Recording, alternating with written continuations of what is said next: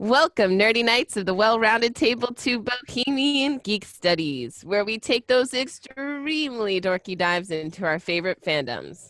I'm Padawan Learner and Defender of Droids, Sarah O'Connor. Welcome. Hello there. I'm Colleen McMillan, Rebel Scum collaborator and Jedi Master, and drinking from my fanboy tears glass today, y'all, because it's probably going to happen. Perfect. And I'm your Pirate Jedi, Anders Drew. And I'm your ambassador to Naboo, Princess of Prequels, Flo Siegel. You know what, team? We truly run the gamut here in terms of rank, from Padawan to Knight to Master. But no matter that rank you carry, dear listener, one thing does remain constant. Much to learn we still have. Very true, very true. And today on Bohemian Geek Studies, we are digging ourselves even deeper into the last 4 episodes of The Mandalorian Season 2. Beware, there will be spoilers for all episodes of the show to date, plus some wild speculation about the future and several other Star Wars properties. So if you're all caught up on Mando, grab your favorite drink from the cantina, snuggle up with little baby Grogu, and sit back in that stolen Imperial light cruiser. Yeah, that's right. We're all pirates now. And settle in as we dive into just what the dank ferric happened during these last episodes. So, continuing the tradition from our Clone Wars pods, we're heading into the Jedi archives to check out our 7 holocrons, those delicious repositories of knowledge you know and love from our coverage of Clone Wars that, really could have helped Mando in his mission. So, starting things off, we're doing the setting, times, and locations. So, where are we? And frankly, where are we going to be going? Colleen, do you want to start us off? I will. I'm going to go with time, because last time we covered kind of timeline issues. Well, Dave Filoni frickin' threw a moderate Molotov cocktail into the timeline by saying in a Vanity Fair article that Rebels finale might not be within the timeline where we think it is, which was established in a canon book called Women of the Galaxy. Of course, Filoni can change this if he wants. He is one of the creators. But now we don't know if Ahsoka in the episode The Jedi is Ahsoka the White yet. Has she gone back to Lothal to collect Sabine and go look for Ezra? We don't know. We're just going to have to see. Maybe on her new show. Flo, how about where have we been? So episode 13 had us finally find Ahsoka on Corvus, which was a desolate planet that was probably lush and green at one point, but now is just like not that at all. Still green. What? Still green, but not lush. Was it? It was like a dead green. Yeah, dead Like green. brown green. Yeah. I like dead green. I'm going to go with that in my Crayola box of colors. Dead green. But Morgan Elsbeth destroyed most of the ecosystem, so hence the dead green. We do get some greenery when Ahsoka and Grogu have their chat, though, which was really nice to see. Episode 14 took us to Tython, where the Jedi Temple was located. Grogu sat on the Seeing Stone and reached out through the Force so cutely before he had to nap, hoping to connect with any remaining Jedi. We'll be talking about that. Yeah, and whether Luke is the only one who heard has yet to be seen, but at least one heard him, so I guess that's good. In episode 15, we got to see the Carthan Chop Fields where Mayfield was serving his time. That was super cool. We also went to Morak, where the Imperials had a small refinery outpost.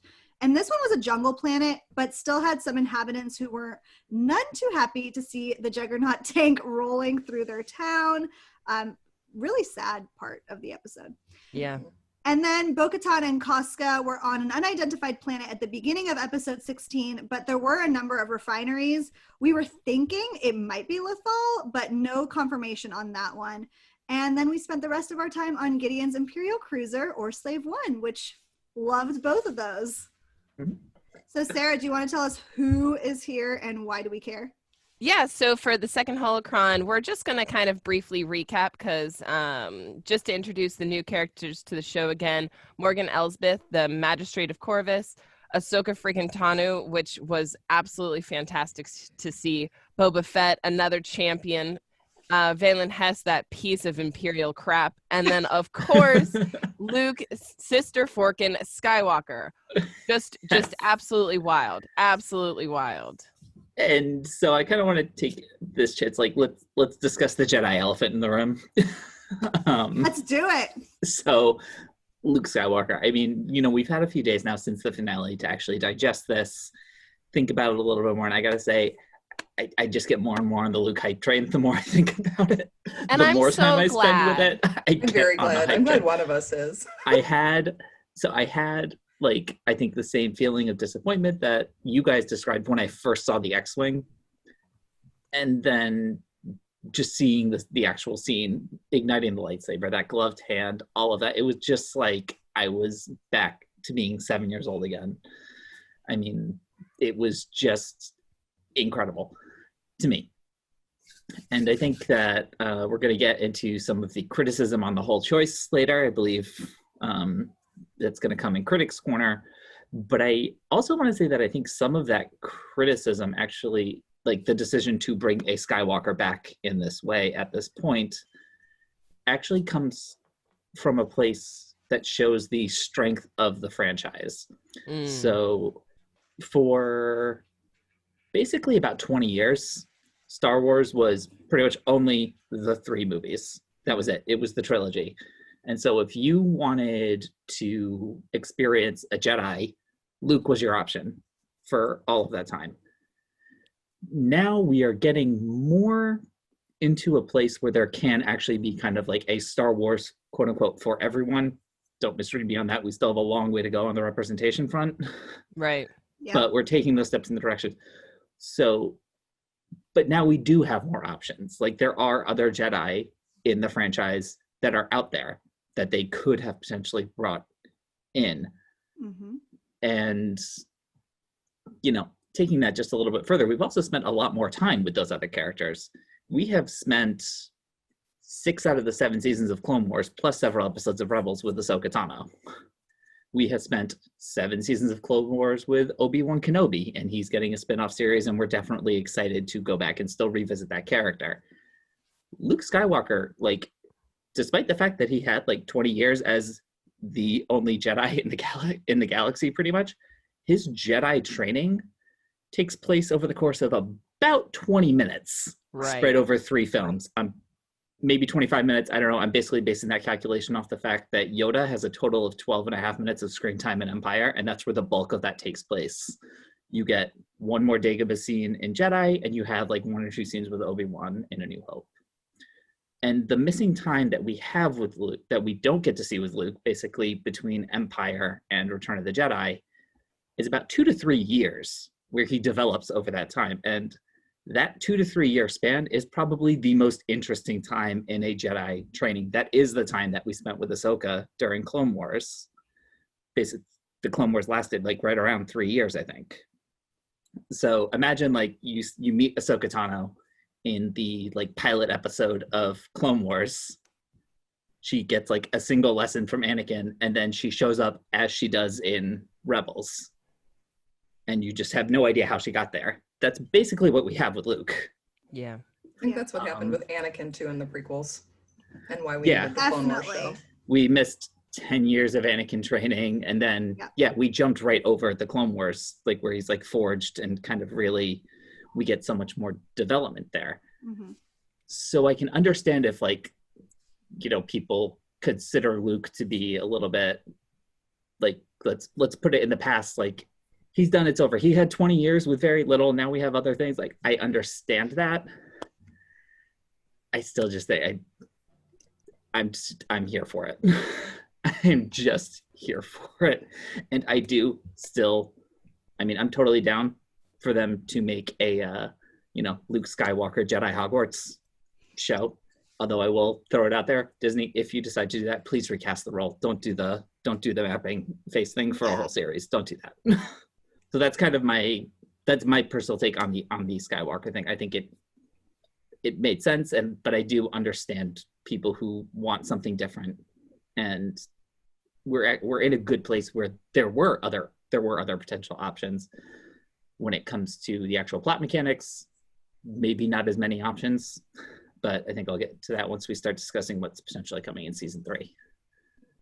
That actually like really calmed me down, Anders. Yeah, very soothing. And I think that was so valid. And, obviously like we do have a lot of criticisms, but at the end of the day, like we love Star Wars and we want more Star Wars, and Star Wars is just exciting to all of us here at BGS. And so, you know, we criticize because we love it so much and because yes, if you don't critique something, I don't think you're thinking deep enough about it. Exactly. We criticize because we care, and we think it's so beautiful that people care so much about Luke, and that caring so much about Luke has given us this today and has given us this whole world. So we are, you know, obviously indebted to Luke forever for the rest of our lives. And it's awesome that people are so excited to see him again and to have that character arc that they've been missing for so long. I think that's super awesome. We feel really excited for that. I'd love if they brought Mara Jade in and made Luke the uncomfortable, flirty farm boy, because he is so awkward and winning in that kind of situation. I think that would help him a lot. Like, rom-com it up with Mara Jade, please. We need it. He had such game with his sister. Yeah. Well, it's been a while since I've been the queen of queries, so I think it's about time for us to kind of address some of the questions that the team and I have been processing, because I very much wanted to appreciate the Luke appearance as much as, or at least as half as much as everyone else who was really on the Luke train seemed to enjoy. And so we've been processing some of my questions, and so you guys might have been thinking about them ahead of time. First and foremost, we see the X-Wing fly in and the foils are down. And I'm assuming that that means because Luke has the fortitude and the sense, literally and figuratively, to determine that there is no threat for him coming on and landing. Would you all agree with that? That Luke is powerful enough that that X-Wing foils, you know, not being in the fight pattern indicated something regarding his force sensitivity? I think it's part of it, but you also can't land, I don't think, with the X-foils. Yeah, that's what I was thinking. Okay. So I think it's partially it, like, he knows Grogu's calling for help, but also Grogu's like, don't worry, there's only some droids outside. So then that's another thing. So when we see Baby Yoda, Grogu, reaching out with the Force, that's to make an initial connection. And one of my questions was, how powerful is Luke to reach across the galaxy and not only get that initial connection, but maintain the connection? Because he arrived as if Grogu was like a GPS Grogu. So why don't we talk through whether or not that was totally plausible? So first and foremost, let's just reestablish, is Luke able to reach across the galaxy and make those kind of phone calls, if you will? I mean, in Legends, he kind of can. It depends on how close he is to the person. Like, if it's Leia or someone in his direct family line, he has a really close connection. And if he can feel like major events happening, like if someone he loves dies, he feels it immediately. So it's possible, but in canon, I'm not as sure.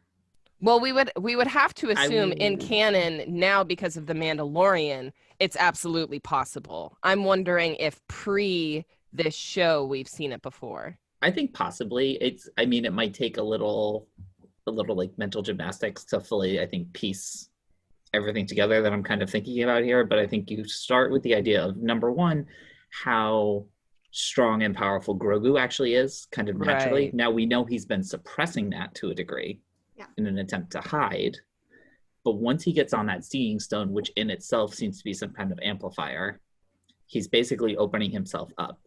Yep. And we do know later, much later in his life, in fact, the last thing in his life that Luke does isn't broadcast himself all the way across the galaxy. Now, he had to be able to know what planet they were on at that point. My guess is that, as Colleen said, a member of his family, he probably was able to lock in on Leia, who also has that degree of force ability. So I think when you kind of put those things together, when Grogu broadcasts himself and probably to a degree leaves that connection open. Yep. And he kind of becomes his own mini beacon that Luke can kind of sense out that way. Yeah, and that kind of, oh, go ahead, Anders. No. I was going to say, it just from a tech standpoint, we also still don't know how those tracking fobs actually work. That's exactly what I was going to say. I was going to say, like, where did the tracking fobs go? Could somebody have just been like, yo, Luke, you looking for a small green Jedi? Like, Yeah. we got a tracking fob for you. Also, I love the idea. I love the idea of the like seeing stone being an amplifier. I'm just like now picturing Grogu like on a subwoofer. Yes. Oh, one other thing about the seeing stone, this is totally off topic, but talking about, him needing a nap. I think that's like all of us when we get off of our conference calls at the end of the day. He hangs up and just immediately collapses. He's got the Zoom fatigue. Yes. That's probably why he's so damn tired. He's like, I've been broadcasting all day. It's just what I was going to say. So, like, we don't see Grogu faint, but he surely does look tired, even though he's in his handcuffs. So my little headcanon is that Grogu, during this whole battle, is broadcasting as best as he can to Luke Skywalker his location so that Luke can actually make it. We never see Grogu pass out. We never see him at least manifest the powers visually so that we can see them. But how plausible do you think it is that he's been broadcasting fervently this entire time? Because I think that that's totally plausible if we're supposed to believe. Yeah. Well, he knows he can't reach out to Din through the Force, so he's like, who else? Oh, whoever low-jacked me on Tython. Yep. I can yell them. Be like, Do any of you find it suspicious that Din did not ask for any teaching credentials at all? I think the entrance were credentials enough. That's fair. Still asks him, are you a Jedi? Are you an angel? Excuse me. Speaking of angels, Flo, unless there are any other further questions, why don't we talk about returning characters? Yeah, let's do it. Thank you for that compliment. Yes, of course. Yeah, so number one, Dr. Pershing is back, and he is 100% fine helping Din and the crew. That guy sang like a canary, which was a little bit surprising. He's always willing to sell out. This dude has no allegiances whatsoever. Even when Din first came to get Grogu back in season 1, he was all like, I didn't hurt him, I swear, it wasn't me, not me, don't look at me. And yeah, again, he just like told them everything in this season. He's just like, yeah, absolutely, you want to know it? Let me tell you. It was kind of like it was a little almost like this whole thing with like the New Republic being interested in him potentially. Kind of giving off some of those like Nazi scientist vibes that we needed to win the Cold War. Yeah, so true. We also saw Fennec come back, who's my fave. That was like amazing. Like we knew she was probably going to come back because like, why would you sign her on for one episode? That would be insane. So that was awesome. And the fact that she's now like a little cybernetic, love it. We saw Bo-Katan and Costco Reeves again. We don't know where Axe Woves went. He just like peaced out. He had to go do something, maybe take a nap with Grogu. Who knows? And then Mayfeld came back, so that was really great too. And now we can answer friend of the pod Keith's question from last time, which was, will we lose anyone this season like we lost Quill and IG in season 1? And the answer to that, negative. Nope. No one died except those dark troopers, and you know they're sorry, Sarah, block your ears, but they're not alive. We also lost the Lambda shuttle pilots, but they were douchebags, so that's fine. And the cruiser's crew, although we have at least theoretically said goodbye to Grogu for a while. Mm-hmm. A while, forever, who knows? He did promise, but a lot of other people have promised to see each other again, okay? Yeah. Okay? And that's like, we barely saw you, Shmi. They did see each other. It's just... Yeah, but he didn't free her. He did not. I'll come back for you, Mom. I promise. Okay, came back for like 1 second. Annie doesn't count. Thanks, bud. Also, we do have to note and raise a toast to the Razor Crest, who we did lose. A true one, a good friend. And Keith also asked us, what ship will Din get next now that the Razor Crest has met its end? So and Slave One is going to be busy somewhere else in the Book of Boba, so. Yeah. I guess this is going to get a gauntlet class Mandalorian ship, maybe. Or he's only hitching rides, guys. I think he's on a ride share. I was going to say, I think this would make a great, like, you know, series of mini webisodes is him going, like, ship shopping. I like it. Or what about like comedians in cars getting coffee sort of situation? Yes. Just like Mando in different lifts, like intergalactic lifts, being like, nope, this lift driver, horrible, 1 star. Mandalorians on ships drinking spatchka. Exactly. Yes. I like it. Here Make for it it. happen, Disney. Well, I think now we can move on to our cool culture.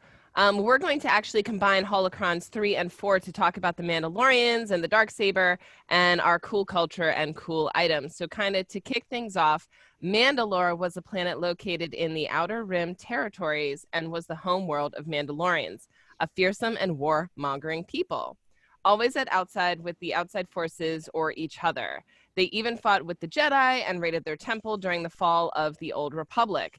This was when Pris Vizsla's ancestors stole back the Darksaber. Bum, bum, bum. We also know the Mandalorians were a distinctive armor, which, ta-da! Get it. And they were feared throughout the galaxy and had political influence over 2,000 other star systems. So that's kind of a lot. Yep. And the years of war left the planet inhospitable, forcing the Mandalorians to live within domed cities, which kind of like ballparks. Maybe they get a lot of snow. And we think that the destruction of these cities is why Boba Fett says that the Empire turned Mandalore to glass during the Purge, meaning no one could live on world. That's right. And towards the end of the last set of these kind of Mandalorian civil wars, a pacifist regime was actually swept into power, led by our favorite Duchess Satine Kryze. Always raise a glass for Satine. Those who refused to give up the warrior way were actually exiled to the moon Concordia, where Pre Vizsla was the governor before and during parts of the Clone Wars. Now, during the Clone Wars, Satine's new Mandalorians were ultimately overthrown by that renegade Sith Lord Colleen's Danger Snack, Maul, who used Prime Minister Almec as his mouthpiece while he kind of ruled from the shadows. Soon to be Imperial Viceroy of Mandalore, Gar Saxon, was Maul's lead super commando. Who doesn't love a super commando? Ooh. And the Empire would rule the planet after the Clone Wars ended, but we're not sure how or when, frankly, Bo-Katan was taken away from her power and the Saxons were put in power. She was put in place as regent after Maul was captured by Ahsoka Tano, being the logical next in line to rule after her sister Satine. But she wouldn't follow imperial orders and was overthrown. And maybe we'll get to learn more about that in Mandalorian season 3.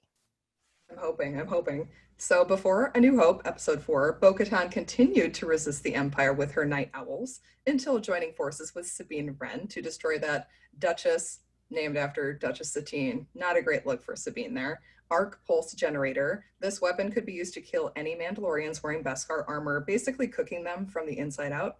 Not great. It's like a sous vide. Yeah, they are Yes. sous vide. Ugh. Just disintegrated, guys. They're just all dead. After destroying the Duchess weapon together, Sabine gifted the Darksaber to Bo-Katan, whom she deemed worthy. Bo refused at first, until the surrounding clans, including former enemies, clans Vizsla and Kryze, voiced their support for her. Even Fen Rao, who was the spokesperson for the Protectors or the Royal Guard of the leader of Mandalore, stood with her. Believing Mandalore too difficult to control, our favorite dude, Sheev Palpatine, super cool guy, I don't know if you've heard of him, initiated the Great Purge, which wiped out an unknown number of Mandalorians whose Beskar was then stolen. And it's thought to be an almost complete genocide of the Mandalorian people. Again, Sheev Palpatine, a winner. What a all guy. aspects. He reduced their unemployment to almost zero. Wow, he is honestly a liberator. For real. He's keeping shit together, guys. It's true, you know?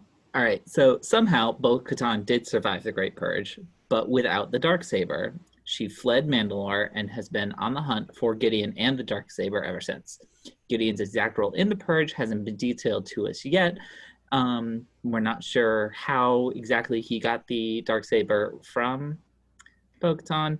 Presumably that will be something that they could detail in the future on The Mandalorian. I mean, why else would you be leaving Gideon alive? Yeah. Mhm. Word. Tell us.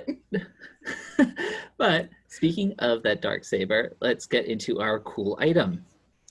So we all love the Darksaber here.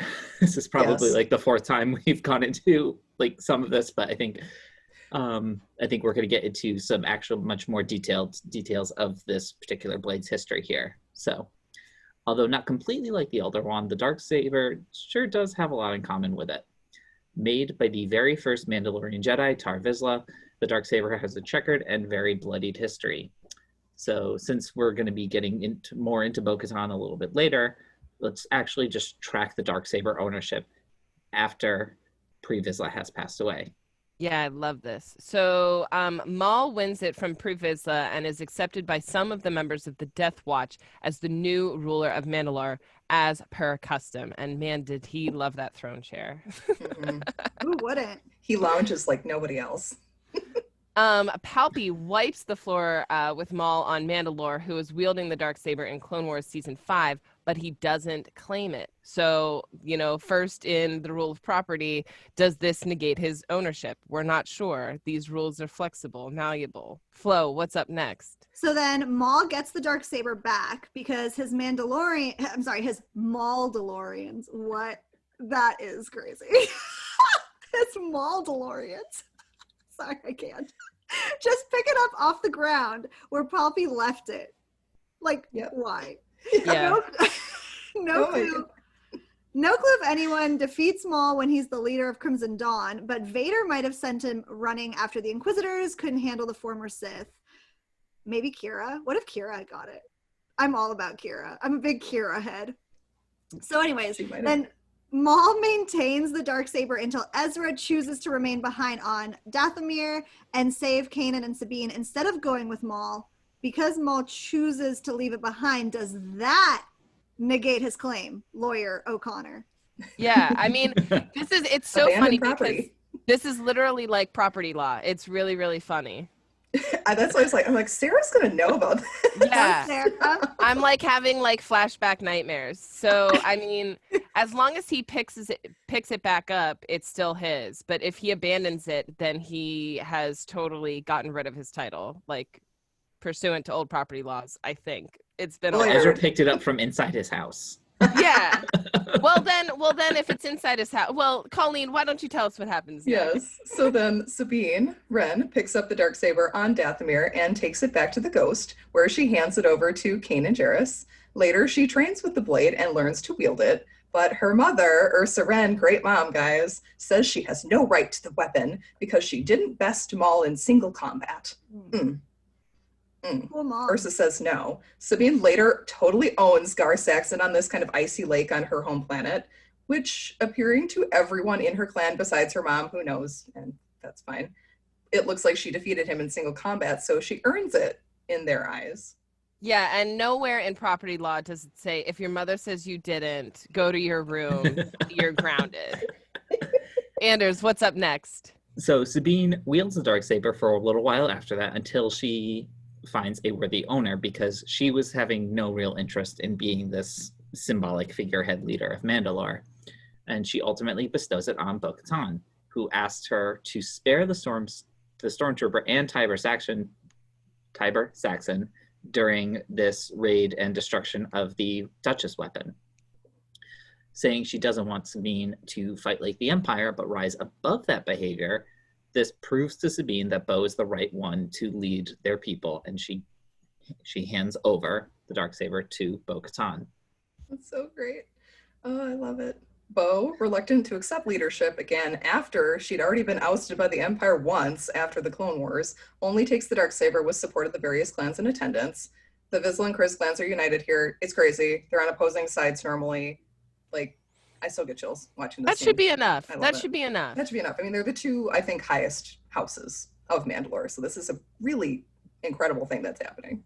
Well, Flo, what do we got next? At some unspecified time and place, Moff Gideon defeats Bo to earn the Darksaber and wields it until 9 or 10 ABY.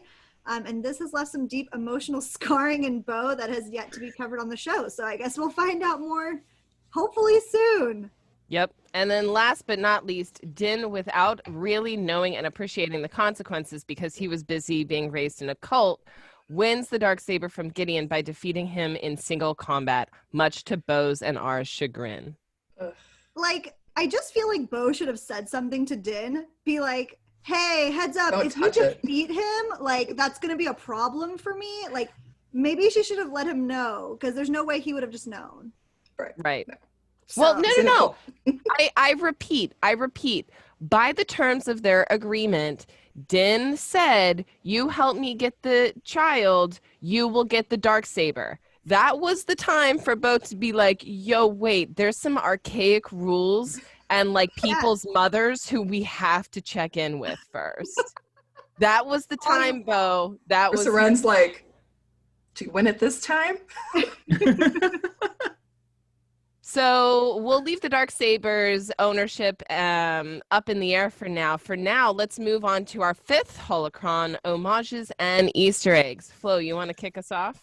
Sure, yeah, we've covered pretty much all of the Easter eggs for the end of the season, so we're going to shout out to me and all gamers, I guess. This season seemed like a love letter to all of Star Wars, focusing a lot on the prequels and the Legends video games.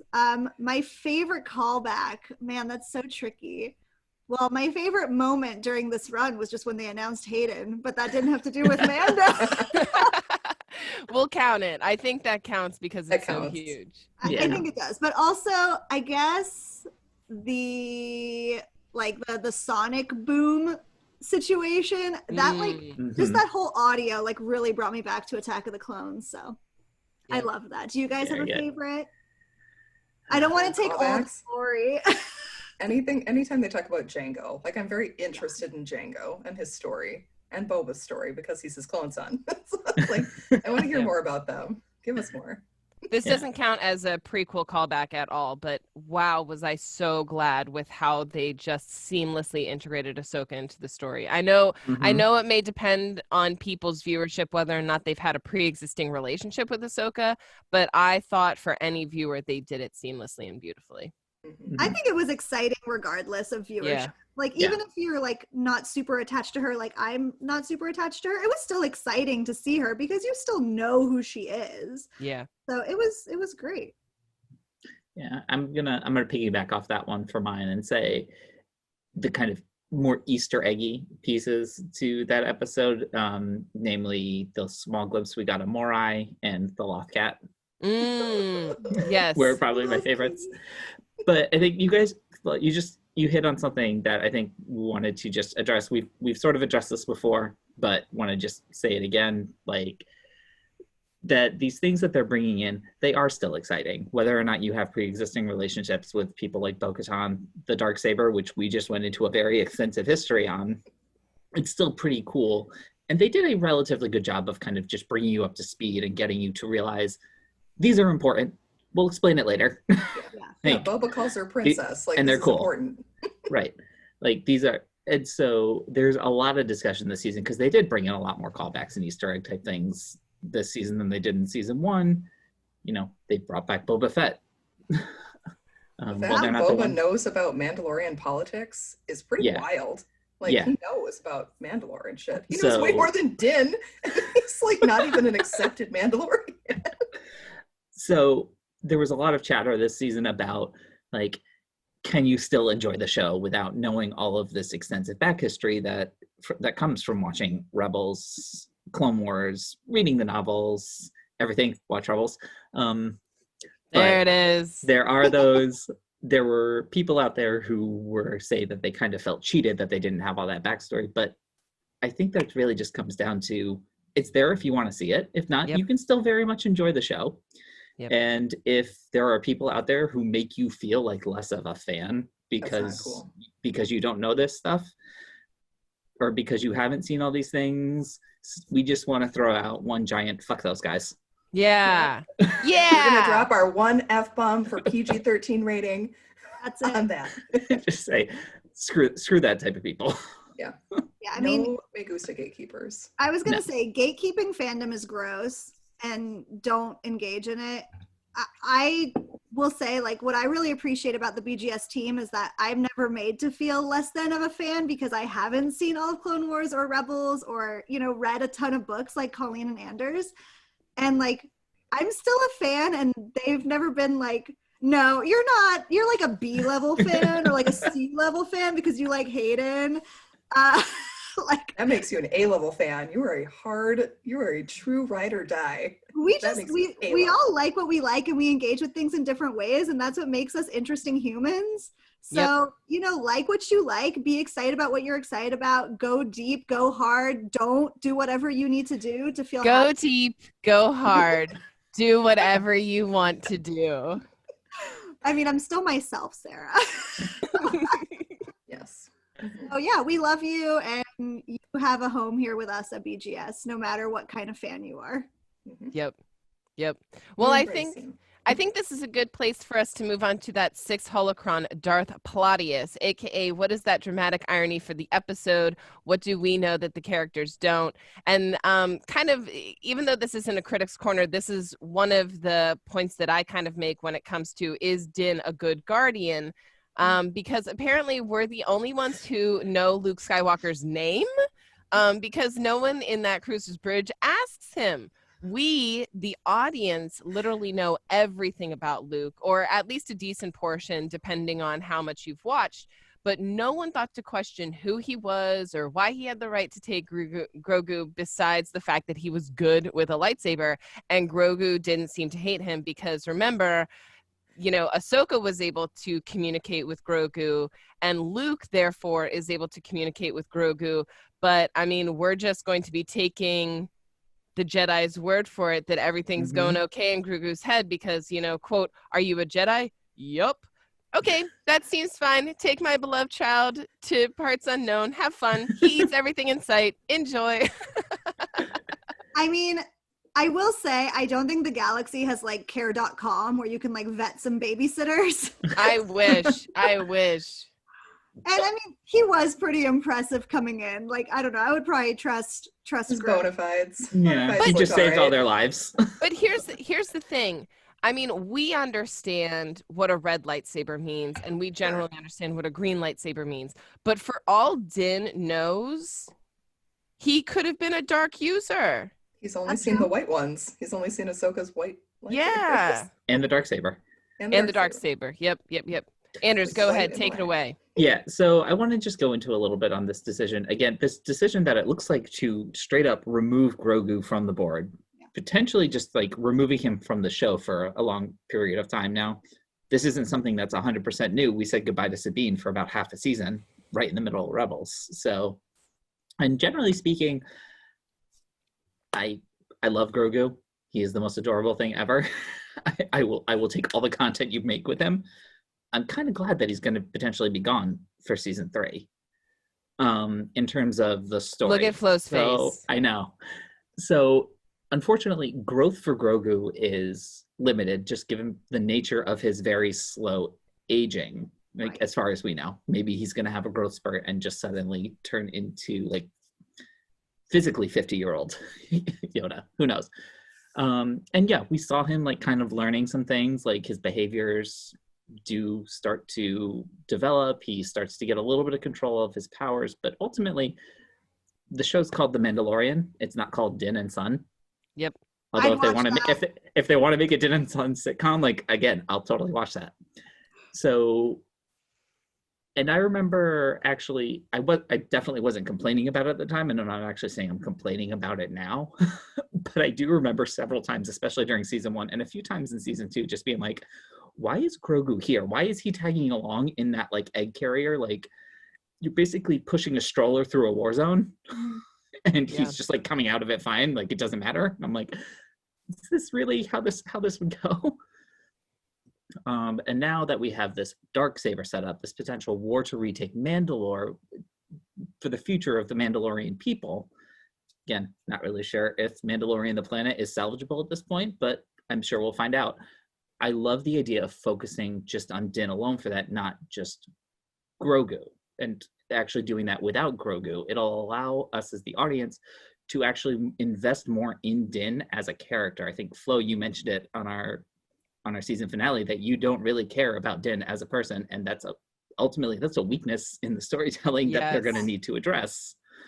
And so taking that, so not only removing him from the board, but also the choice to have it be Luke Skywalker that takes him. I mean, I think just in terms, again, of like timeline and story, that just makes, generally speaking, the most sense.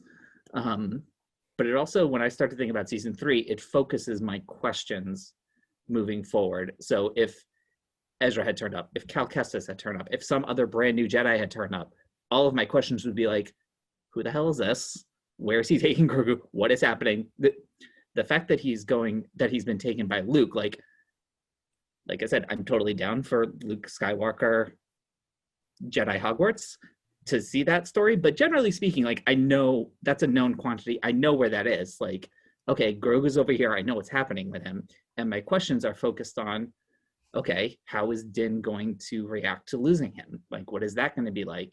What is going on with the Darksaber and Bo-Katan? What is it going to mean for Din to kind of relearn what it means to be a Mandalorian? Right. Now that he's like out of this cult and he's developed in this way. So this is the stuff that I'm actually excited for moving forward. And I think that you can't really do that when all the attention is focused on, admittedly, the universe's absolutely most adorable, precious MacGuffin. Right. Yeah. If they wanted to move the narrative from Grogu Din to another narrative, this is what had to happen. Absolutely. It all depended on their story arc and where they wanted to go. Yeah, I don't have anything more to add. I feel badly for the viewers who don't know or didn't know before Googling that Luke was busy establishing and collecting other Force user younglings, because that adds a little leap of logic that might not be accessible to those viewers. But when it comes to tying things off neatly with a bow, I mean, that totally did it. My only remorse is that I don't have the same sort of anticipation or excitement that I had at the end of season 1 that I do now. It's a little too tidy for me in a galaxy far, far away. That's really my own critique on that. Okay. Yeah, I think my only question, so I actually really like everything that you said, Anders, and I do think that knowing more about Din without Grogu is going to be huge coming up, and I think it is necessary. I fully agree with that. My only fear is that they're going to really erase all of the legwork that they've put in on that Grogu Din relationship, because we're not going to see him. And I don't know how much, can Din write him letters? Can he send him a little hologram Valentine's Day card or birthday card? Because that's a no for the Jedi. The issue is attachment is forbidden, right? Anakin said this. Attachment is forbidden, possession is forbidden. Compassion, which I would define as unconditional love, is essential to a Jedi's life. So you might say we're encouraged to love, but we don't really know, at least I don't, how Luke feels about this. We know how Anakin took it, but I don't know how Luke is training his little Jedi babies.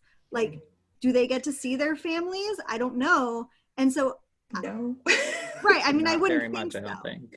I wouldn't think Bloodline, Leia kind of can send messages, but I mean, Kylo is her son and Luke is her brother. So I think that's kind of an exceptional thing. But even they don't communicate very much. All throughout Bloodline, Leia's I wonder what Luke and Ben are up to. I should maybe try and contact them. Or I haven't heard from Luke and Ben in a while. They don't effing communicate. It's really obnoxious. And Luke in Legends is let's all get married and have babies. This is fine. Yeah, I just don't know how Din is going to react to that, because he doesn't know really anything about the Jedi code or the Jedi way. He knows about his cult way. Neither does Luke. Luke doesn't know anything either. Right. So, I just hope they don't take away all of that emotional investment that I have in Din and Grogu together, even if they're apart. That's all. Yeah. Yes. So we'll see. No, we will see. I hope he comes back. I hope that promise is real. But let's move on. Andrews, you had a little look. We want to look at plot developments for the end of the season. We have a couple cool things that have happened. Yes, we have. So the first half of the season was very much just dedicated to this overarching quest that Din was on, find the Jedi to reunite Grogu with his people. And then the second half saw the ultimate culmination of that quest. Not without a few bumps along the way. First, he had to meet Ahsoka freaking Tano. introducing her to us in live action and setting up her spinoff. Right. And then to push the narrative of the series forward as a whole, we saw more interactions with that big bad Moff Gideon as Grogu was captured after sitting on that seeing sun on Tython. Again, with some major World Between Worlds vibes. Watch Rebels. So the additional arc of rescuing him took up the later episodes of season 2. Now that the show is set up for possible Grogu-less season 3, Din is on this cruiser holding the Darksaber, and Bo-Katan still wanting it. A few other smaller plot points that may come up later on. Mayfeld did ultimately go free after sort of acting on his conscience in the end. Maybe Rangers of the New Republic, we don't know. And they also did start a little bit of that moral discussion around like the ground troops of the Empire, which I think we would all be very interested in them exploring a little bit more, getting into a lot more of that moral ambiguity. Heck yeah, that's one of the topics that really interests me about this. I love when fantasy and sci-fi stories do this. They tackle the moral implications, not just of the villains, but the heroes. Like that's way more interesting to see, quote unquote, the good guys do bad things. Same as like, it's really fun to see the villains do good things. Right. It's just more interesting that way. Mayfield shooting Hess and destroying the base were symptoms of that kind of shattered conscience that he has, which made him so more complex as a character and made me want to invest in him. It was just cooler to see somebody from season 1 who was kind of a douche really come out here and come down on the side of the New Republic and quote unquote the good guys. Like, heck yeah, bring us more. Give us more of this stuff. I love it. So I think now is time for us to take out our Kyber crystal balls and deliver some of our own predictions for season 3 and the Book of Boba Fett. That series seems to run in conjunction with Mando, which could be really, really fun. So like, don't worry, folks. We have confirmed they are 2 separate shows. We repeat, they are 2 separate shows. I want to focus on the Mandalore season 3 instead of the Book of Boba Fett. I think that we could really see, and I hope to see, so manifestation, this truth, that Moff Gideon was somehow involved in Mandalore culture. Whether or not he was an actual Mandalorian himself, I'm not sure, but I think it is totally plausible in light of everything we've seen, especially the last episode, him understanding some of the culture, him understanding how to get under Bo-Katan's skin. I could really see Moff Gideon having been a Mandalorian and somewhere in the culture to have understood everything that he was doing with the Darksaber.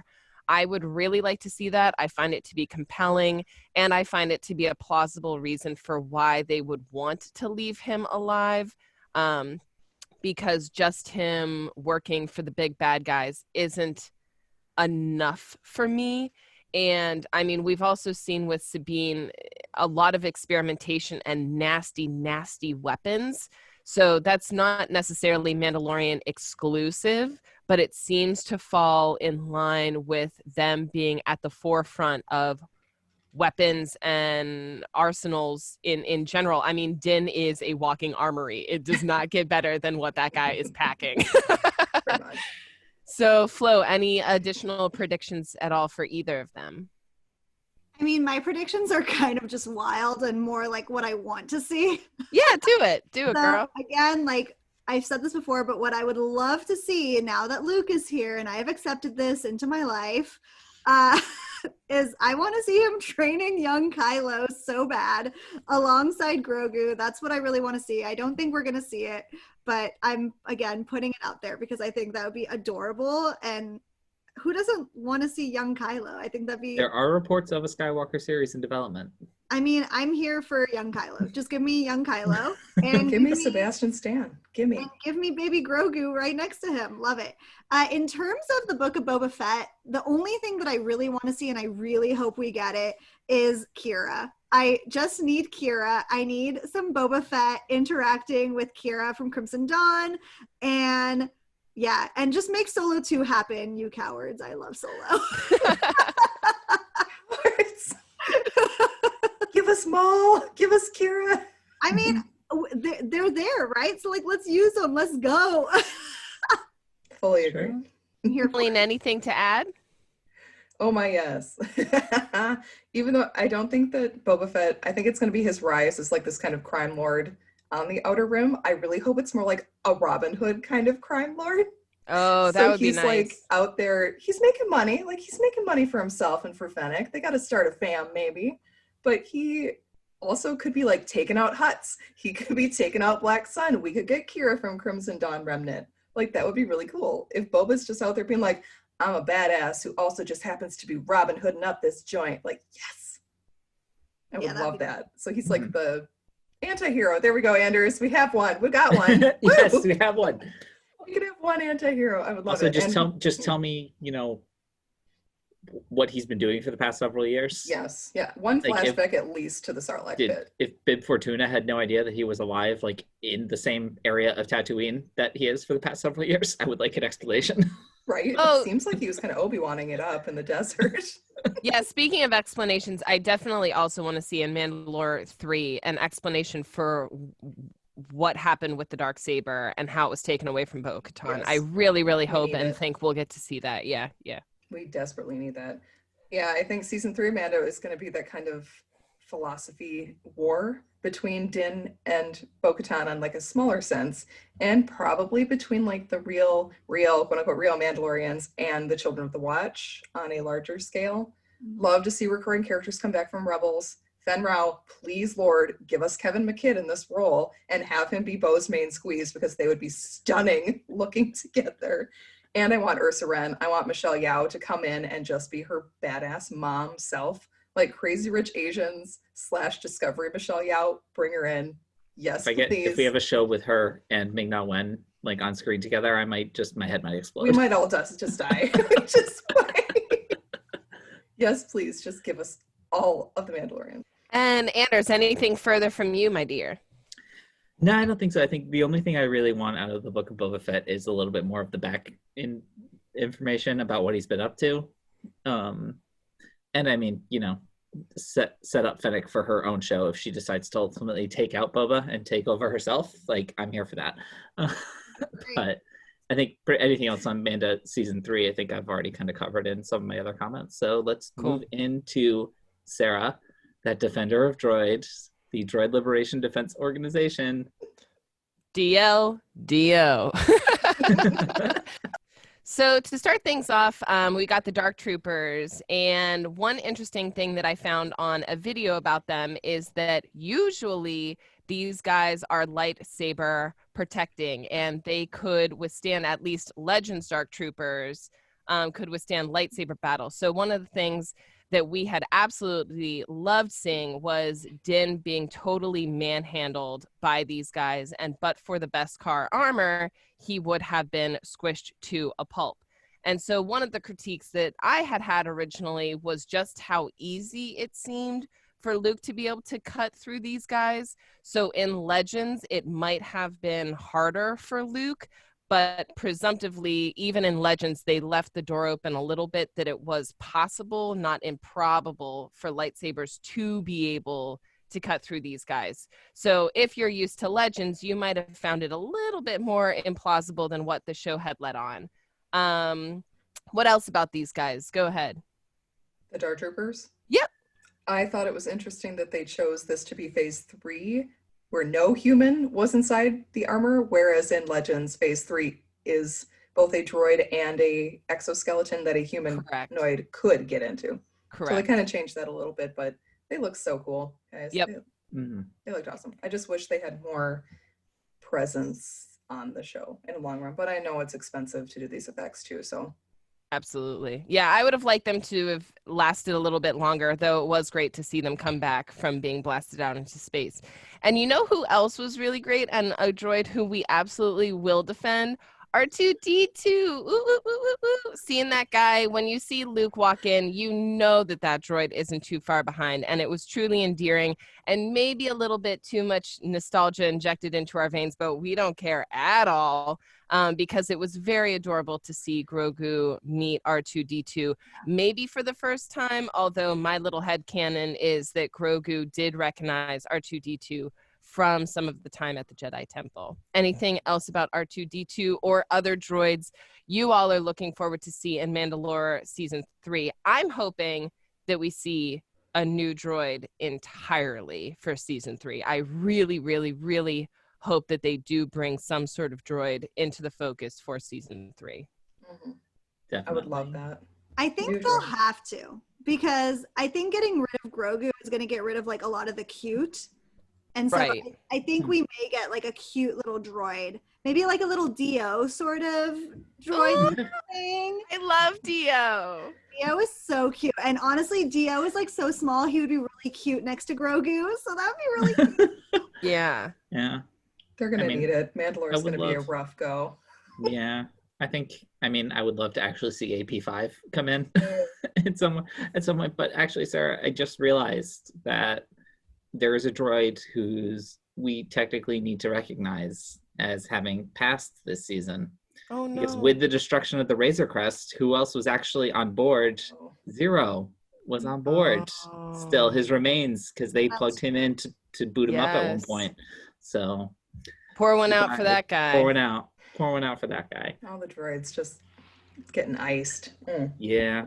So why don't we move on to, I've got a bad feeling about this, the Critics Corner. Colleen, why don't you get us started with this? Because I know this was something that you've been looking forward to sharing with us all. Yeah,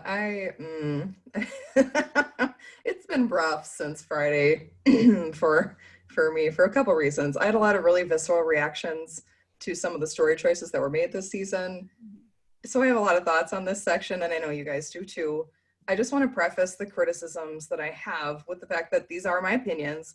I'm not a Star Wars expert. I have no idea where the story is going. I have faith in Dave Filoni and Jon Favreau. These takes are just coming from my 2 decades. I've been a writer since I was like in the 2nd grade, but really a quote writer since I was 18. So 2 decades of writing experience. I've written 2 novels. I have my bachelor's in English. I have my master's in creative writing. That still doesn't make me an expert. No, keep flexing. Keep Yeah. flexing. I don't get to flex very often with this kind of thing. I have had a lot of experience in this field, and I found that voicing my opinions that pertain to my field have led to a lot of very frustrating backlash. I'm really used to people saying kind of like whatever when it comes to my degree because it isn't a creative field. But it is my field. Like, this is my field of study. I've spent a long time doing it. I've been on the front lines with other writers learning about narrative techniques, character development, and whether or not adverbs are the devil. And all 4 of us have our areas of expertise, our specific specialties. Duncan is also one of my specialties. Things that we love and excel at, and story building and story analysis just happen to be mine. So it's like, Sarah, you know, you're an artist. Flo, you're a teacher. Anders, you were a teacher. You know that we have our stuff that we know about thrown back in our faces. So that's just what I wanted to start with and be like, you know, we do know what we're talking about. Can I just stop you there for 1 second, Colleen? Because Yes. I just want to say that it seems like it's a lot of times women who have to preface things with all the degrees that we have, and these things still get thrown back in our faces. I mean, we could just take a look at Dr. Jill Biden right now. So telling women, telling Colleen that we don't get to have an opinion on something because we don't know enough is bullshit, and you need to check your patriarchal, you know, bullshit at the door because like we're not here for it. And so, Colleen, thank you for just saying that, because I know that a lot of us have felt this way, especially since Friday, that like we're not allowed to have certain feelings because of who we are. Well, how we relate to stories is valid. So Yes. thank you. And it's very personal. And that's why people get really defensive about the story choices. And if they loved Luke or if they did not love Luke, it's a very personal thing.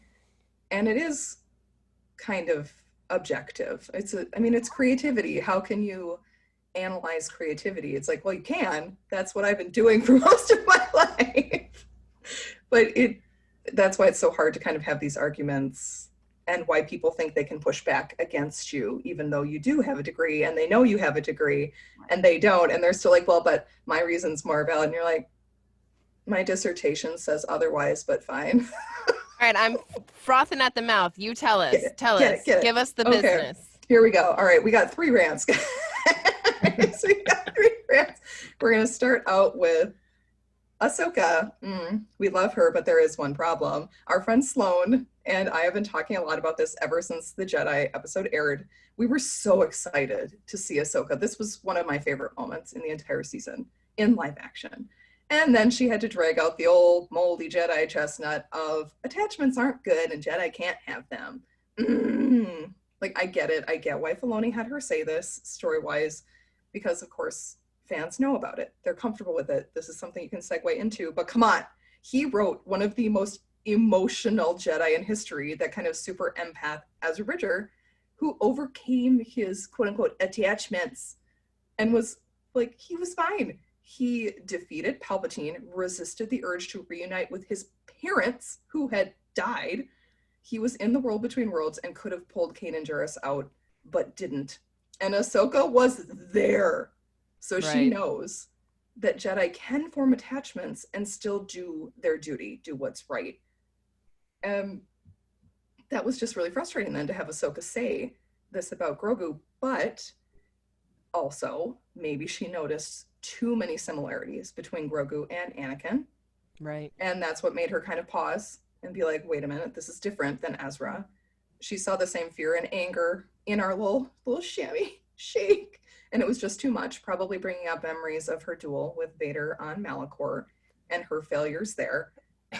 And because she was someone who had rejected these Jedi doctrines before, it really hurt my heart to hear her say it, though. Mm-hmm. Although it's more likely that this is her hiding from herself and being like, I can't train somebody and get attached to them, because then what happened to Anakin might happen to me. So it does make sense. We just don't know it yet. I think we might get it at some point later when she becomes Ahsoka the White and kind of sheds this weird Jedi attachment thing.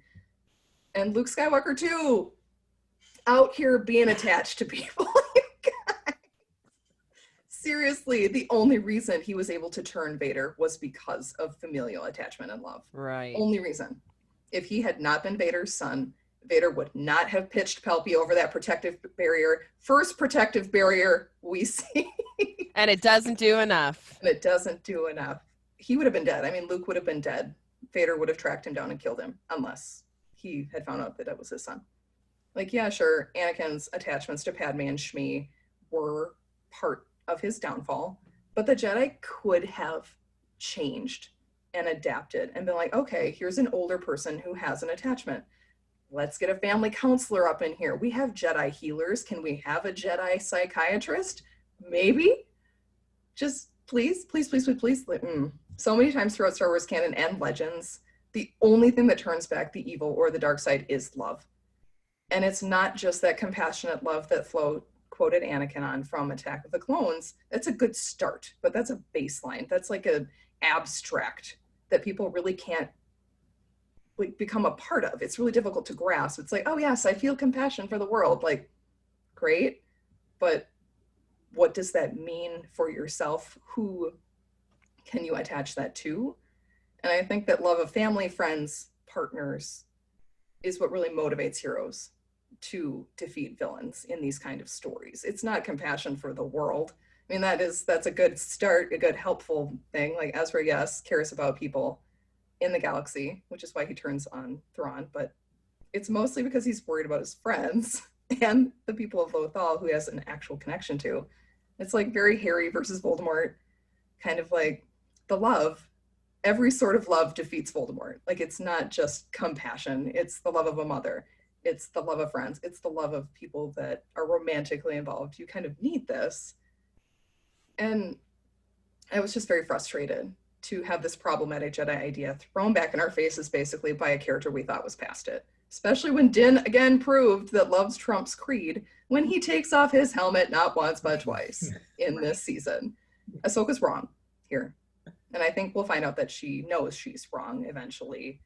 But just like the Jedi before her, she's kind of going down this path of stagnation and immovability that really needs to change. And I don't know if it does, because Luke is still out there training people. Kylo falls. I don't know if anybody besides Ahsoka maybe changes in this, but like, come on. Quoting the Revenge of the Sith novel, love can ignite the damn stars, people. Come on. Oh, that's one of my favorite quotes. That entire poem is one of my favorites. I love it. Let's Do you guys have any thoughts on this? Sorry, I am full on rant mode. It's fine. I'm saying love can ignite the damn stars tattoos. Let's do it. Oh, that is a good one. That would be so cute. Sorry, what did you want? Anders. I was gonna say, I think the only comment I think I have on that rant is I think it's important for us to kind of clarify what we mean by love, because I think the downfall of Anakin wasn't necessarily that he loved Padme. I actually have questions about whether or not he actually truly did. Ooh. Whoa. Because it edged into obsession. Exactly. It was a very twisted form of possessive love. And when it comes to love igniting the stars and that love that you mentioned that motivates heroes, you know, Ezra's a prime example. It's I love you. I want you to proceed. I want you to live. Whether or not I do actually doesn't matter. It's that sacrifice element that Anakin wasn't willing to do. Until the very end, when it was Luke. Yes. I mean, Flo might want to like jump through the computer and strangle me right now, but Anakin is so tough because he loves so deeply. He does. It's not just Padme, it's Obi-Wan and Ahsoka. And he just has that personality that I think if he had a shrink helping him along and being like, yes, you can get married and have a family. We just need to have a marriage counselor come in and assist with this. It could have been different if they had at least embraced all of who Anakin was instead of trying to strip away pieces of who he was. But yes, his edging into possessiveness of Padme in the Clone Wars with Rush Clovis also is not a good look for Anakin at all. Okay. I am about to strangle you for saying that. we can come back to the strangling also. Let me put in a note. Flo wants to strangle Anders. It's very... Wow. I mean, I'm sorry. Can I just say something really fast about it? There we go. When would Anakin have learned what love looks like between a man and wife? Yeah. Very true. He was raised only by Shmi, who honestly like was kind of weird anyways, like just kind of a weird duck. And then was 9 when he got sent to the Jedi Temple for training, where they're not allowed to love, basically. And then had met one girl who was older than him, who was super hot. If you saw Natalie Portman, you'd be obsessed too, okay, bitch? I'm not denying any of that. So, I mean, the poor kid really had no chance. And he did love Padme best he could. He loved his mom a lot. Mm-hmm. It was absolutely heart-wrenching when she died, and he could do nothing to save her after these horrific nightmares where he looked really hot. Pro nightmares. This is a pro nightmare pod. Oh, and when Ahsoka leaves, it devastates him. And the war, I mean, 3 years of war, they're all suffering from certain forms of PTSD at this point. Like, there's a reason Obi-Wan is not catching a lot of things, and why Yoda and Mace aren't on the ball. It's because they've all been in battle for 3 years. Like, there's a reason that Palpatine is out here being like, let's perpetuate the war. We're going to destabilize the Jedi super easily by attacking them psychically and psychologically instead of full on, because that is how he defeats them, is by breaking their morale and kind of breaking their very stiff beliefs in all these doctrines. And poor Anakin's out here being like, I just want to love my wife, guys. Anakin is a great human who just really loved his life. Also, like, for any freaking One Tree Hill heads, the quote, people always leave, that shit really applies to Anakin. Like, everybody has left him. Yes. He's got nobody in his life. He's so afraid that Padme is going to leave and he's going to be all alone again, and he doesn't know how to deal with that. Mm-hmm. So the poor guy, honestly, I feel for him. I'm just saying, and I'm going to put it out here just right now, just today. Anakin can force choke me daddy any fucking day of the week, and Padme is a lucky lady. Okay, let's do this. Second point for our Critics Corner. We talked about this in our last deep dive quite a bit. Are Easter eggs and returning characters a problem? I think, Anders, you gave a fantastic Luke breakdown in our character study section. Yeah. And we also attempted to answer Sarah's questions. But here's the rub. When is one Skywalker too many? Or the same one. Or the same one. That's probably, there's only a couple Skywalkers, you guys. We just have a couple. Our friend Tori. Unless you take the name. Rey. Anybody can be a Skywalker. You just have to say, I'm a Skywalker. It's a creed. It's not a bloodline, it's a creed. So many Skywalkers. I mean, the Chiss would also say the Skywalker is like a job, it's not a person. But, you know, guys, our friend Tori, who is a Luke stan, was asking if the disappointment from the Luke reveal had to do with the sequels, and because Ben Solo destroys the temple, and whether this is like a Grogu kind of fear that Ben Solo may have inadvertently killed Grogu, and that's why we didn't like Luke coming back. Nope. No. At least for us, that's not what it was. It could be a little bit of like Skywalker oversaturation or Skywalker fatigue. We like Luke as a character. He's a good guy. He's funny. He's handsome. He knows how to wield that lightsaber. He does a good job. But he's never really been our favorite. He's very vanilla, I want to say. Even all through reading Legends, Luke shows up a lot. And I'm like, yay, it's Luke. But I'm more excited about other characters who are off doing other things. And it's not just Luke. I love Han and Leia, but whenever they show up in the book, I'm kind of like, what are their kids doing? Or what's Admiral Akbar up to? I'd much rather see somebody who doesn't get very much spotlight. Mm-hmm. And I loved that the Mandalorians seemed to be outside that kind of quote-unquote main character sphere of influence, that the creators are bringing in established characters, but the ones who hadn't had a chance to shine yet in live action. That part is like cool. We got like what, Anders, 15 minutes of Boba Fett in the movies, something around there. In the movie, less than that, honestly. And like he literally 7 minutes, maybe? Boba Fett says almost nothing and literally does almost nothing. Yeah. He does like zero of the work in the original trilogy. He figures out where that the Falcon is going to Cloud City, right. But then Darth Vader's the one who actually does everything. Yeah, he's a delivery captures boy, Han, puts him in carbonite, and loads him into Boba's ship. Yeah. And then the only thing Boba does during Return of the Jedi is get eaten by the Sarlacc. Right. So it makes sense. Like, bring him in. He hasn't had a chance to do anything yet. What were you going to say, Flo? I feel like we see a lot more of like young Boba than old Boba. We do. Young Boba in the Clone Wars is hysterical. He's like this kind of whiny kid. He's a little Luke-ish, actually, but he has a reason to be whiny because freaking Mace Windu chopped off his dad's head. So, in front of him. In front of him. Rough. He was a wee boy. So he has a reason to have this kind of chip on his shoulder and go on his own little kind of arc throughout Clone Wars. So I didn't mind when Boba came back. It's like, there's nothing, we don't have anything on Boba. Luke is the son, like the literal son of Star Wars. Son, S-U-N and S-O-N of Star Wars. Everything revolves around him or can be pulled out of orbit by him. And most of the conversation, this pod included, has revolved around Luke and the Luke reveal. And I really wanted it to be more about Din's loss and his sense of emptiness and despair now that he's lost his son and gained a freaking weapon and apparently is a leader of a people that he doesn't know anything about. I'd much rather be focused on that.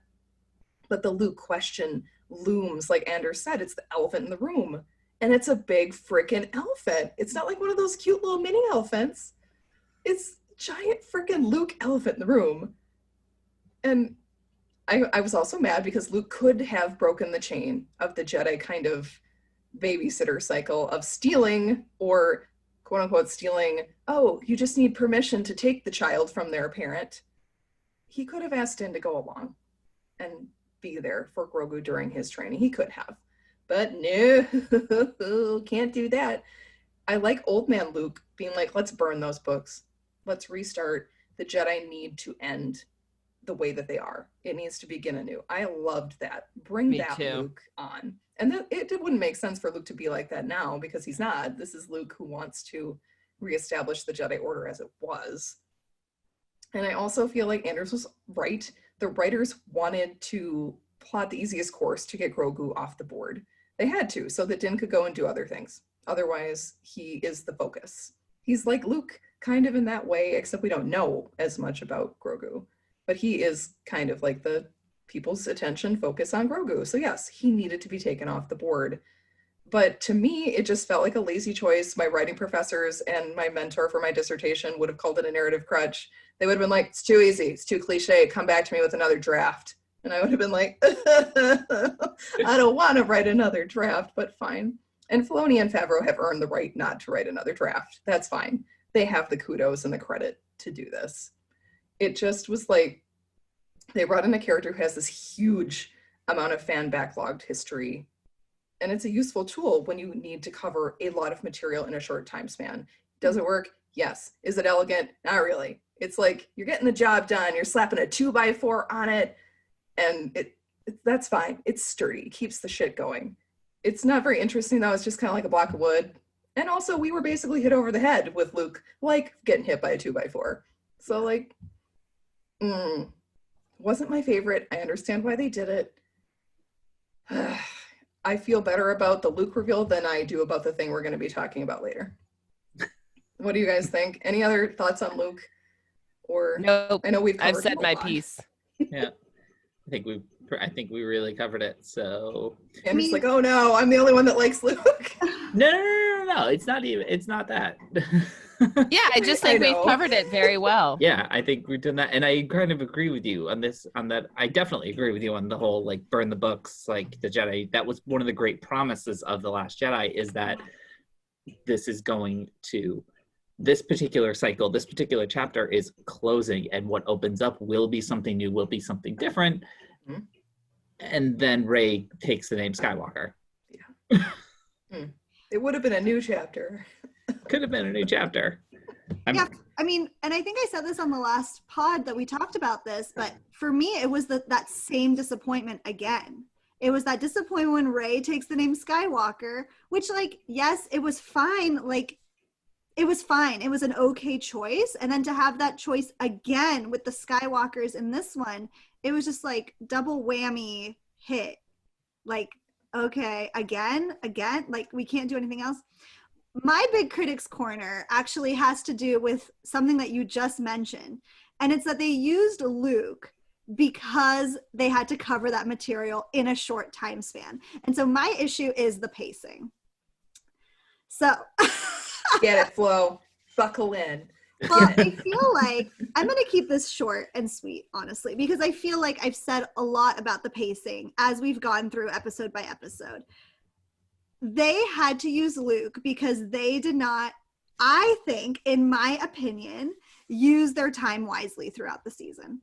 I think we saw episodes, even just at the very beginning, that were such convoluted side missions that, yes, they helped with the main mission. I understand that, but they did not have to be the whole episode. Like, a whole episode of ice spiders, while thrilling for sure, definitely thrilling, a great horror sequence, definitely. And I don't want to take anything away from anybody who worked on those episodes. They were stunning, absolutely stunning.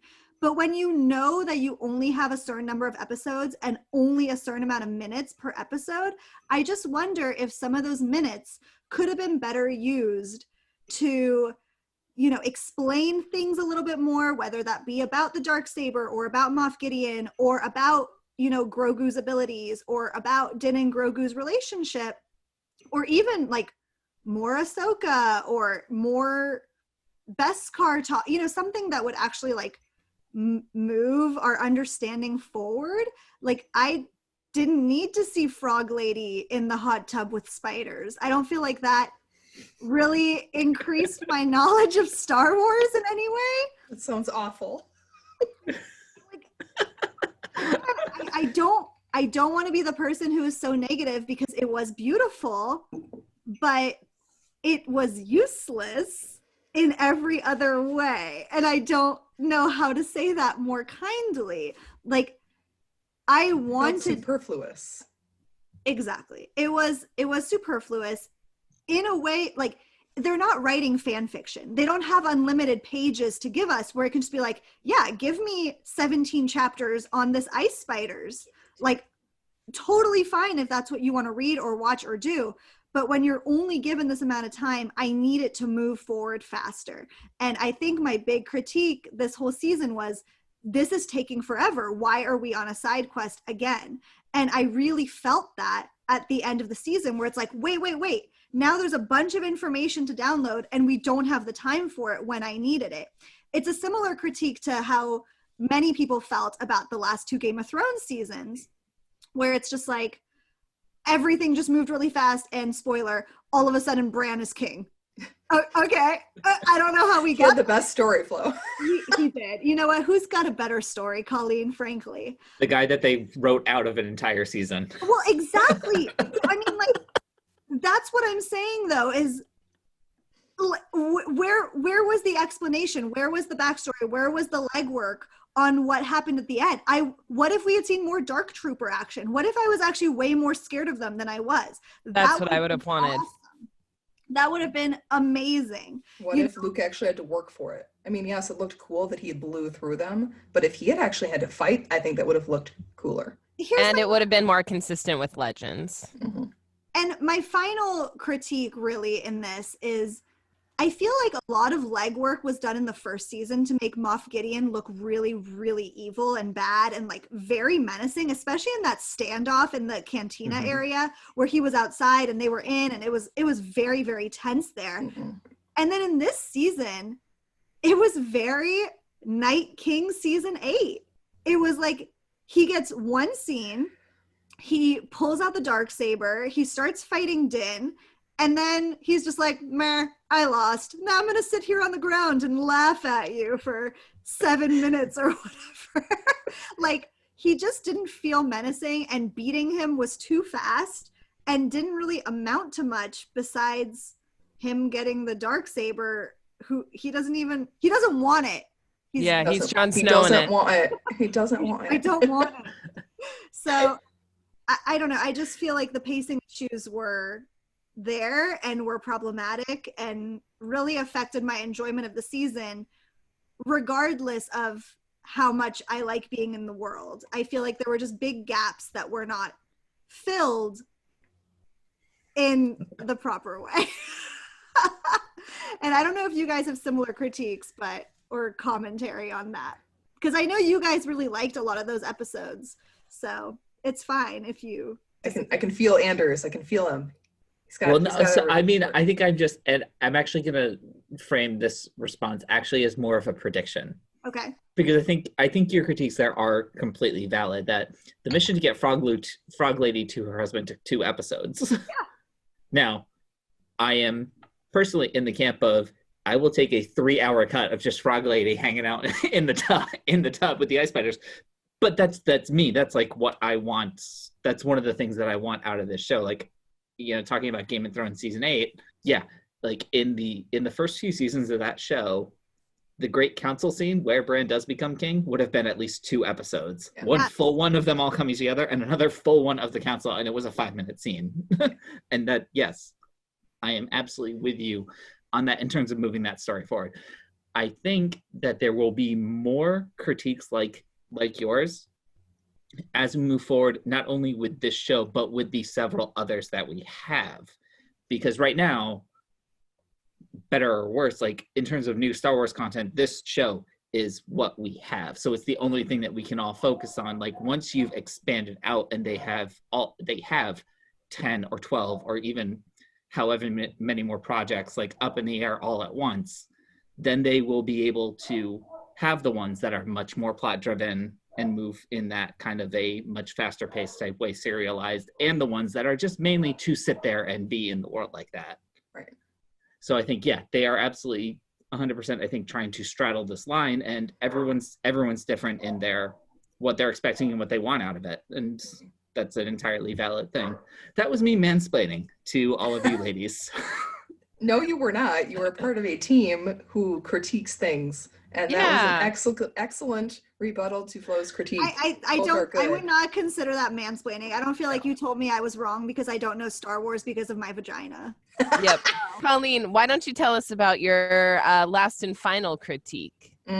This is the big one for me, you guys. This is the one I had the most trouble with.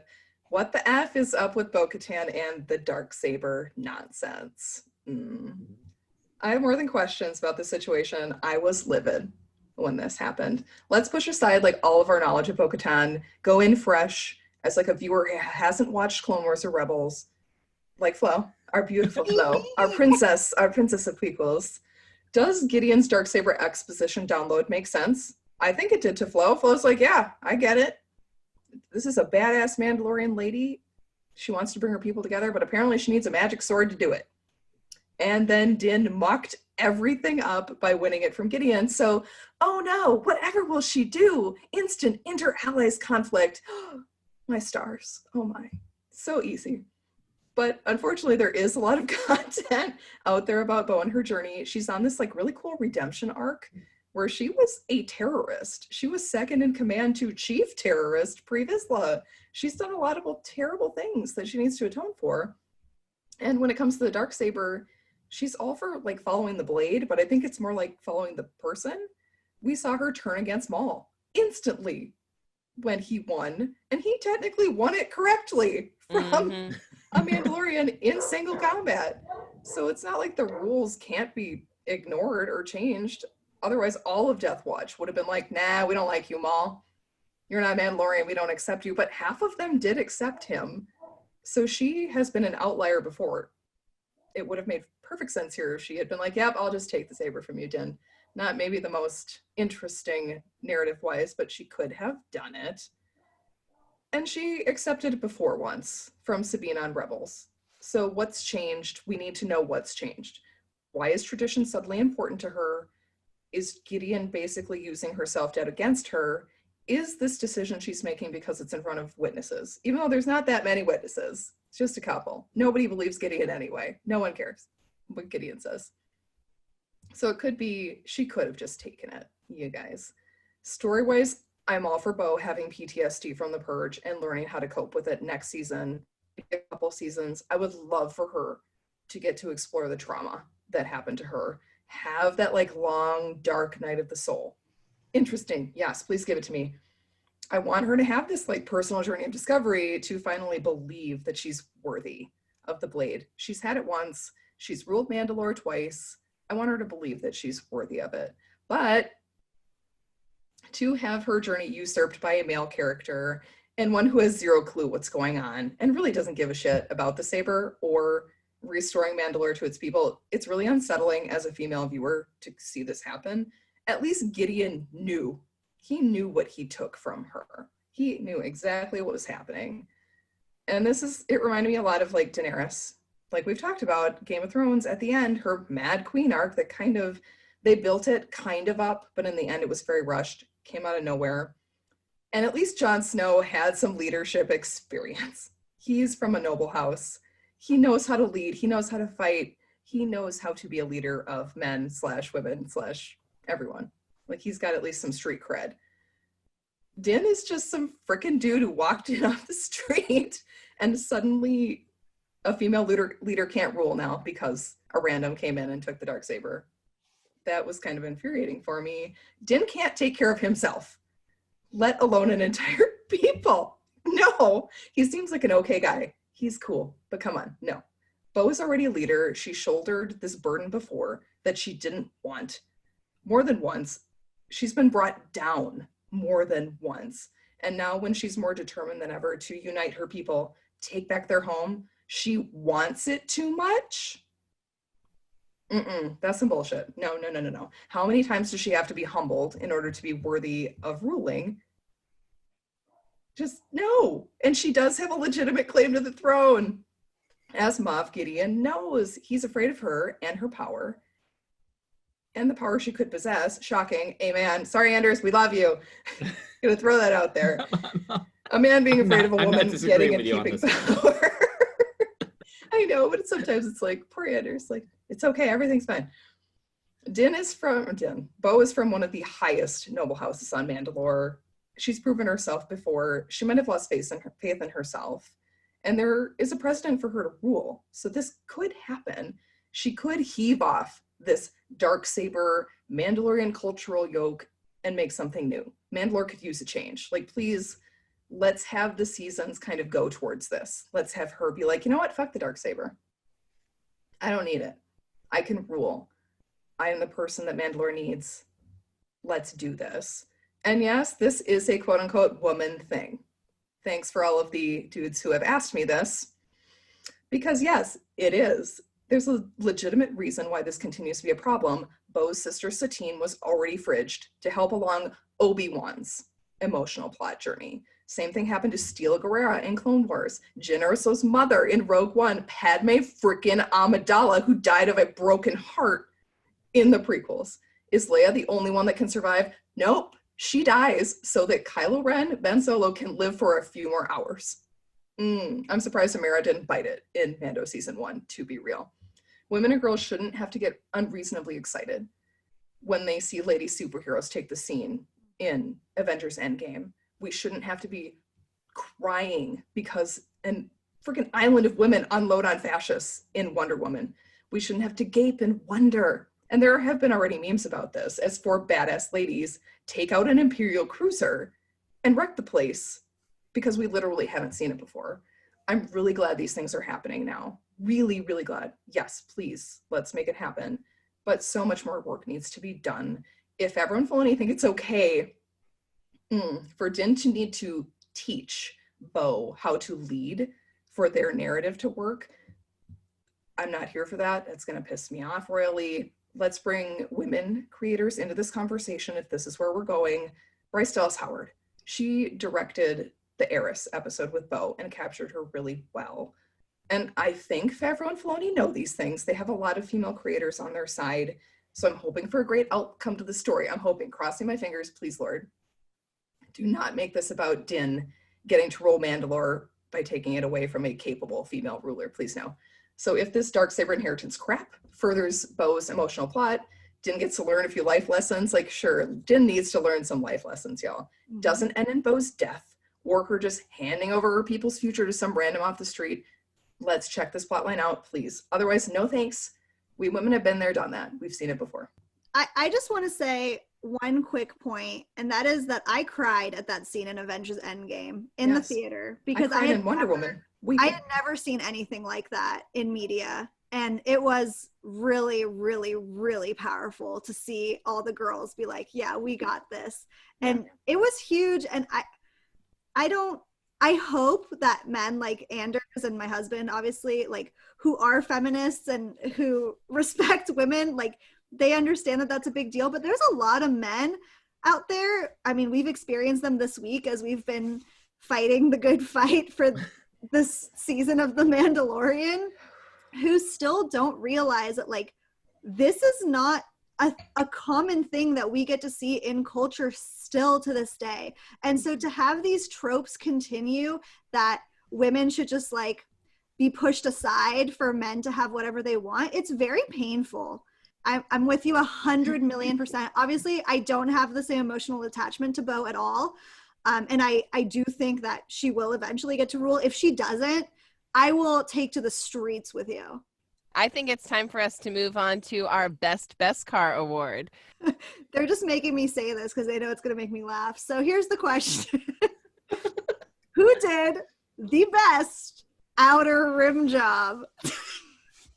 Who did it, Colleen? Let's hear it. I love to hear about all the rim jobs. So many outer rim jobs. And this is like actors, creators, people involved with the story. Like, yes, Favreau, Filoni, we give you all the props already. So this time we're going to give it to Bill Burr.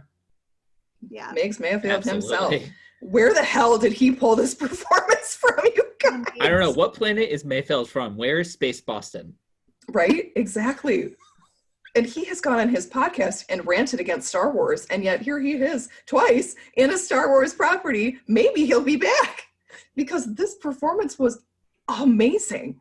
Fantastic. The intensity of that cafeteria scene, his acting relationship with Pedro Pascal and Richard Blake, fantastic. That was like some Hans Landa level stuff. Like, bring it. Bring it. I had no idea he had zero. I was like, you're a comedian. No. Yes, you could probably do drama, but the last episode, he's just like kind of the dude bro, Imperial, who's mad that Mando thinks he's a stormtrooper. But then this episode just came out of nowhere. I was like, this might be my favorite episode of the season. Like, I also want Ahsoka one. I also want to give an honorable mention to the music crew. Like, everything about the music was absolutely fantastic. Yes. And you know what? We'll also give it to the digital crew as another honorary mention. Watch the gallery, I think it is, to see how they did the setup for the sets. But like the imagery and the music in and of itself was a character onto itself. Season 2 gallery should premiere, I think, the day this episode drops or the day before this episode drops. Awesome. I think so. Yes. And I will say, I mean, I agree with you, Colleen. I'm absolutely giving it to Bill Burr. Like, that performance was outstanding. Amazing. Do want to give an honorable mention here to Rosario Dawson for the Ahsoka. Just to bring a character that has such a deep history with so many of the fans, but also bringing her to fans who have never seen her before in the middle of, I mean, we addressed it a little bit on our pod about that episode, the her kind of personal controversy that's going through right now, of which I want to say she addressed, I think, very well. She didn't go the just straight up deny, how dare you even ask me about it, which to me was refreshing to see a celebrity not take that route. Mm-hmm. The white lightsabers, I will always get chills. I'm getting chills just thinking about that scene. Yeah. All right. I still give it to Bill Burr, but should we get all up in there now and talk about the inner rim shot? Yes, we should. Okay, so the Should question be more is, which excited. character won the season for you? Colleen. Oh, for me, Boba Fett won this season. Is there anyone else sitting on a throne at the end? I don't think Fennec. so. Fennec Well, is. and she is sitting Fennec higher also- than him with a which is drink. important. Like, Fennec, I think, is actually going to be the brains behind the operation because we love Boba. He has spirit. He has can-do attitude, but I don't know if he inherited Jango's good sense. We love you, Boba. We love you so much. Not only did Tamora Morrison pull off this really difficult role, Boba Fett showed just why he's the most feared bounty hunter in the galaxy. He was ruthless, yet honorable. Shocking. Efficient and great teammate. Again, shocking. He works alone. Working really well with people. I love his bond with Fennec. I think that's going to be really cool in their series. Both of them are on that equal footing, or Fennec higher, as Andrew said, working together very seamlessly. Fennec's like, go get your ship. They're going to blow it up next. And he's like, all right. And he just kind of flies I mean, away. given her cybernetics, he technically made her. Yes, that's true. He saved her life. I mean, I think they kind of saved each other's lives, which is going to be interesting moving forward. And as our friend Joe Warner said, he's now rooting for that little shit whenever he watches Clone Wars. I mean, on top of that, he's getting his own spinoff. Right. Yep. There has been official confirmation that the Book of Boba Fett, that thing teased at the end of that stinger, is actually an independent show coming in December 2021, in addition to Mandalorian Season 3. There's a ton of fan speculation on the internet whether or not this was going to be the original Season 3, if like there were some contract disputes with Pedro Pascal, and maybe that, you know, this finale here would have kind of set the Din Grogu story aside, and then we move into a different Mandalorian. Whatever. Ultimately, we are getting next December, guys, we are going to be super busy at BGS because we are going to have 2 Star Wars shows running in December 2021. Let's go. Woo, woo, woo, woo, woo. Or at least like first Boba and then immediately afterward. Yeah, we're not going to be able to take a break because Mandalorian Season 3 premieres Christmas Day 2021. I'm just going to quit my job, you guys. I gotta buy a new computer for all this editing. My computer's gonna blow up. We're going to have a break at least between. Yes. Also worth noting, yes, Fennec is going to be back in the Bad Batch. Ming-Na Wen is voicing the character. Very I cool. love how she called out like Filoni for like Dave Filoni was like, why would you spoil that? And he was like, she was just like, you shouldn't have put me in the trailer if you didn't want me to spoil that. Like, It's what right the there. heck? Fans have eyes.